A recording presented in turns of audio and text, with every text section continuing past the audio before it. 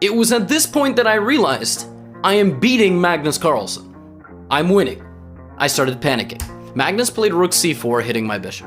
I was like a kid in an arcade. I like found a bunch of tickets and I was like, yes, yes, yes, oh my god, I'm winning. So rook b4, going here, and now keep in mind that the rest of the game I have about 25 seconds and my heart rate is probably like 170. So Magnus goes bishop d5, defending his a2 pawn, and here, after he plays h3, I play a move which in astounding fashion completely gives away my advantage.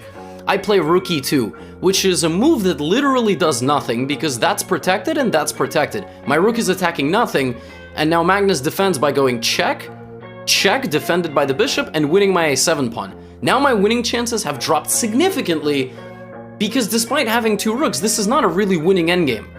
Everything is well protected, and he can just put his bishop back to one of those squares. So, what I should have done instead, which again, there was no way I would have seen this, rook d8. And the bishop has to make a choice. Which pawn will it guard? So if he goes like bishop c4, for example, now I play rook d2, and it's a very different story. So kind of an interesting idea there, rook d8, and the bishop cannot stay on the square. If it tries to stay on the square with rook d1, I can play rook to b5.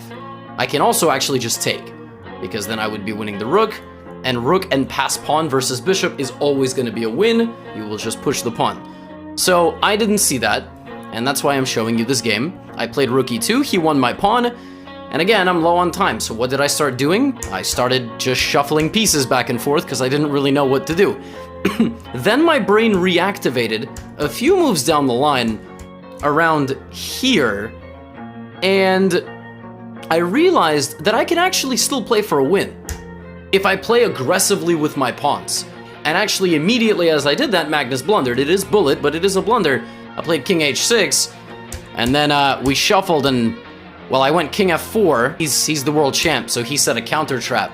He played bishop f3, and I was like, oh, Magnus Carlsen hung a bishop! And as I played that move, thinking this, I realized, always look for checks.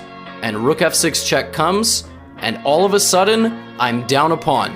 It's still a draw, because I'm actually going to win this pawn. We're shuffling, he hangs a pawn, I hang a pawn, and I'm desperately looking not to lose on time, but on this tragic move, rook a6, my clock ran out to 0.